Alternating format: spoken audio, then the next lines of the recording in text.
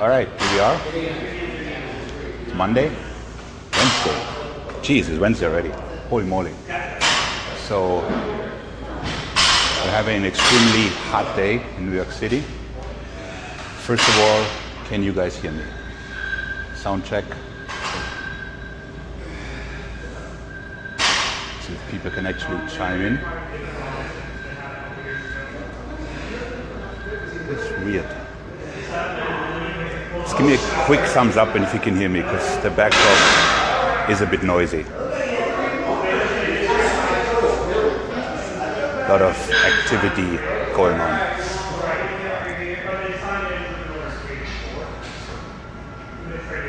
Anthony, can you hear me? No rubbing sound. Sheila, I love my regular customers. You guys are awesome. So today we'll talk about the back, and a well-developed back is really rare in Gym America. The reason being, first of all, it's not popular. Hey Mary. And it's hard to work. Julie, welcome. And people also don't train it properly. So today I'm trying to give you some insight as to how this actually works. So I'm just gonna wait for people to chime in so I don't have to repeat myself. Like, I love to hear myself talking, but you guys probably don't want to hear the same thing over and over. It is so humid for us Middle Europeans. So we're doing a bunch of exercises, activation, such as some stuff that you haven't seen, I'm hoping, and then finish with some biceps, because nobody ever had big enough arms. Just waiting for our friends from Musclemania to chime in, because they make up a large part of the audience. And then we're good to go. So there we are. So, back. I'm gonna hand it over to my trusted cameraman. So the main issue with back is that most people can't really activate it. So when they're training it, they don't get much out of it. One way to look at it is posing works really well. So if you cannot sit on your lats like so, on command, you're probably not training them well. So what I recommend is, even if you're not competing, take some posing classes where you learn, to flex the lats, be it front spread or so, preferably with your eyes closed, and get that feeling that will later on help you then developing the lats. Does that make sense, everybody? Because muscle activation is really what matters when you develop a good physique. Otherwise, you're just moving weights around, and that's just not going to get you. Sound check. You guys can hear me okay? Good. So again, I recommend you practice at your mirror at home.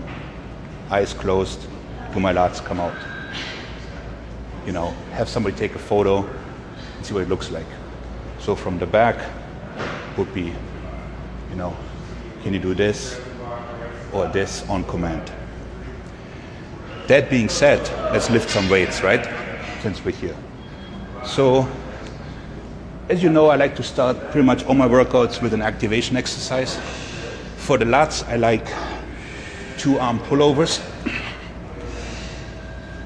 Just gets a nice deep stretch, really pulling from the elbows. I like it with 2 arms because then the strong arm cannot take over. Really make sure you get that stretch, 15, 20 reps or so.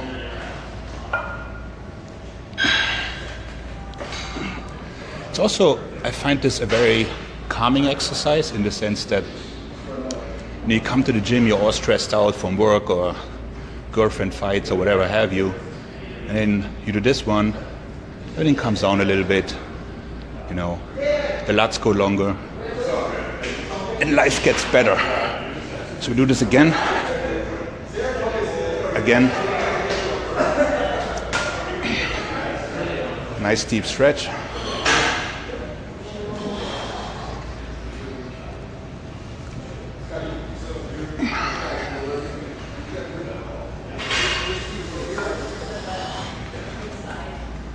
So normally I'd be doing somewhere 3 to 4 sets, 20 reps. Some gyms have that machine where you have the pad against you and you pull over. That works just fine. We don't have such luxuries. Then the first sort of, it's still kind of a warm-up. So I do parallel grip pull-ups with the feet out front. Get a good squeeze on the top.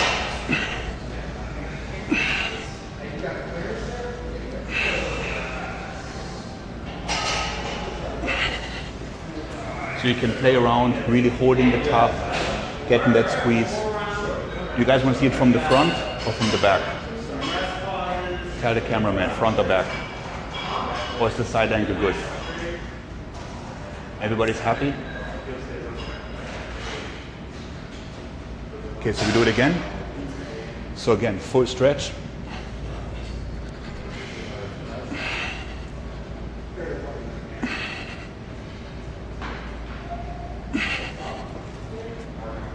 So I wouldn't go to failure with this, keep it so to the point where I could have done maybe 3 or 4 more. Then we're here. So the lat pull down is great if people weren't doing it wrong. So I break this down in 3 parts. So I start my set with stiff arm pull downs where only the lats work. There's no involvement of anything else.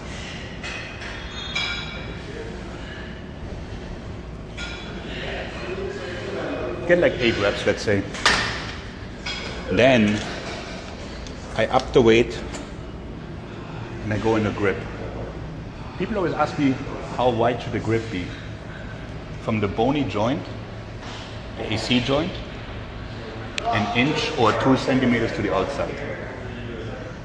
People always grip this thing here. You're not Ronnie Coleman, you're not that big. So here's, I would start. I sit really upright and drive my elbows into the rib cage. Again, there's no swinging. Then as I fatigue, I grip underhanded and I fall back till about here and I pull the elbows in. From here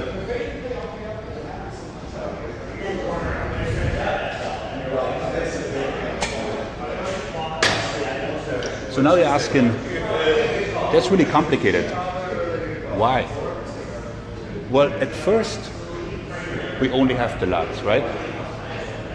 Then we're gripping here, working the inner back. A wide grip works the inner back.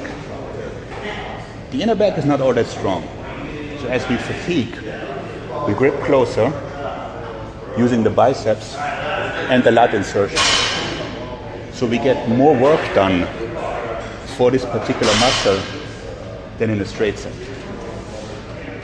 Want to see it again? Want to see a second round here? Or you're good?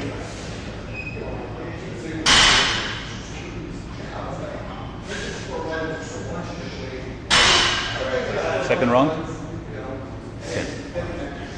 So again, you start very focused, sort of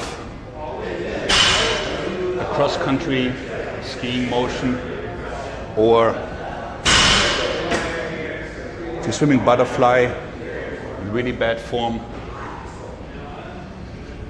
squeezing the lats.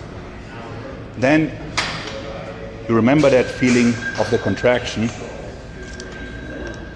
You put your feet behind you When the feet are behind, then none of this can happen. That is a waste of time, ladies and gentlemen. Don't even bother. Nice tight squeeze.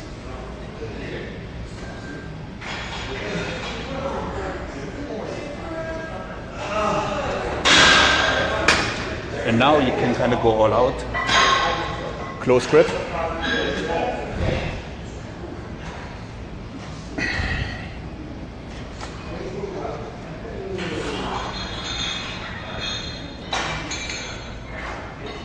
And squeeze. So I said this before in my videos, but bodybuilding is not weightlifting.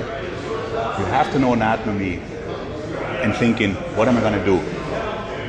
Not just rip the thing down. You know what Arnold said? The most important muscle is between the ears. Okay? That dictates all your gains. So from that on,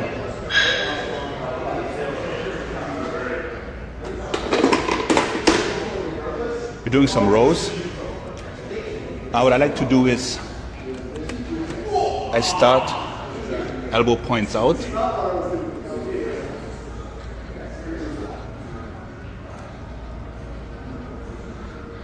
And then elbow points back.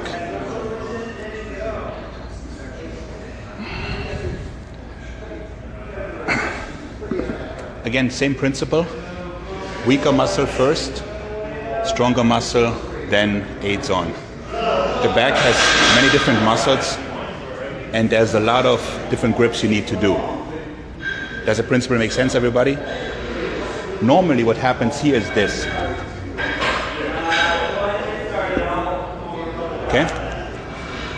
You might as well not work out. Okay? It's a total waste of time. It's bad for the joints. You're not gonna grow.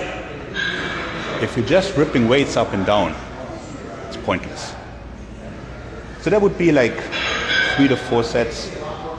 And then my finisher motion for the back would be deads and rows. So it's half a deadlift, turn, row, squeeze. Half a deadlift.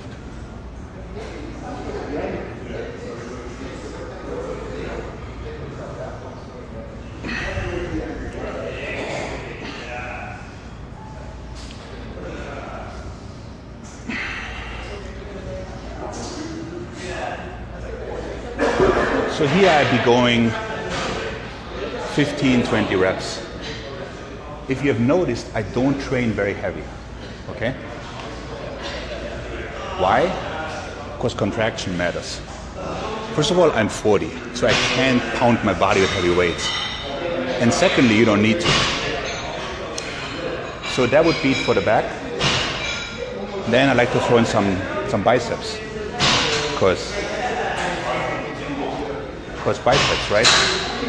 Now the thing is that the biceps are pretty fatigued. What I like to do is I add in 2 to 3 sets of tricep press downs, so the biceps get stretched out and they get a breather.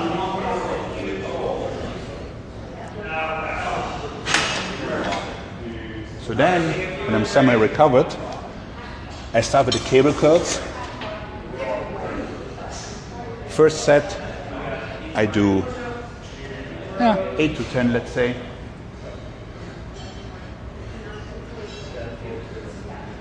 And then a couple small reps at midpoint.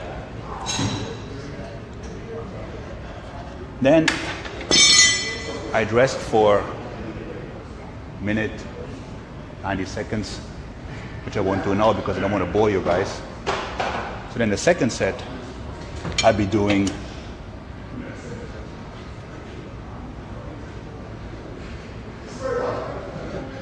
another 8 small reps in the middle,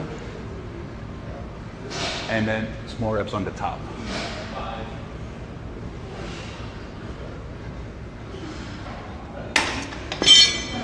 Rest another minute. Whew, man, I'm drenched. It is so hot in this city. But hey, we also have 7 months of winter, so it all checks out. So now, last set, get my regular reps. Then small reps in the middle, small reps on the top, and then a 20-second hold.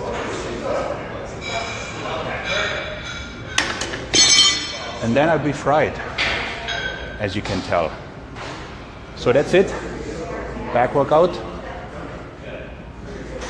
What's so funny? Anybody making disrespectful comments? Sorry? And we shall see you Friday, guys, okay? Thanks for watching.